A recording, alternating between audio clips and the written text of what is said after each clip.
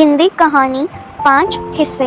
रूस नाम का बहुत बड़ा देश था। वहाँ एक किसान रहता था। एक दिन वह अपने खेतों में काम कर रहा था, तभी उसने देखा कि उसके राज्य के महाराज उसके खेत में आए हैं। महाराज खड़े होकर उस किसान को देखने लगे कि वह कैसे ज़मीन में हल चला रहा है। महाराज ने किसान से पूछा, इतनी मेहनत के बाद महीने भर में कितना कमा लेते हो? 80 रूबल महाराज। किसान ने आदर के साथ उत्तर दिया।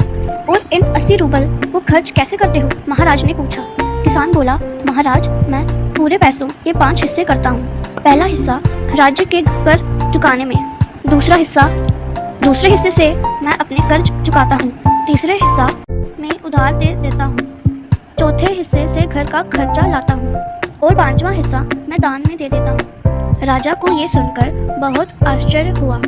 वह समझ नहीं पा रहा था कि कोई व्यक्ति हर महीने उधार भी दे सकता है। उन्होंने किसान से कहा, एक हिस्से से तुम राज्य का कर्ज चुकाते हो, एक से घर का खर्च लाते हो। ये बात तो मेरे समझ में आ गई, परंतु बाकी के 3 हिस्से वाली बात समझ में नहीं आई। मुझे ठीक से समझाओ।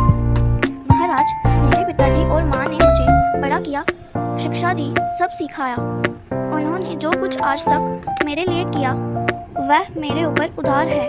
अब मेरी बारी है उनकी सेवा करने की, इसलिए एक हिस्सा मैं उनकी देख रेख पर खर्च करता हूँ। इस तरह मैं उनका कर्ज चुकाने की कोशिश करता हूँ। अब उधार देने वाली बात, वह मेरा बेटा है। आज उसके खाने पीने की, पढ़ाई की और सारी ज़रूरतें पूरी करता हूँ। इस तरह मैं उसे उधार दे रहा हूँ। कल जब वह बड़ा होगा तो वह हमारी देखभाल करेगा, ठीक उसी तरह जैसे मैं अपने माता पिता की करता हूँ। तब मैं समझूंगा कि मेरा उधार चुक गया। अब रही बात दान देने की, ये हिस्सा मैं अपनी बेटी के लिए खर्च करता हूँ। जब वह बड़ी हो जाएगी तब मैं उसका विवाह करूँगा, वह हमें छोड़कर दूसरे घर चली जाएगी। इस तरह जो कुछ भी मैं उसके लिए करूँगा दान समझकर ही करूँगा। पूरी बात समझने के बाद महाराज बड़े ही प्रसन्न हुए। उनको समझ में आ गया कि किसान बहुत ही चतुर और हाजिर जवाब है।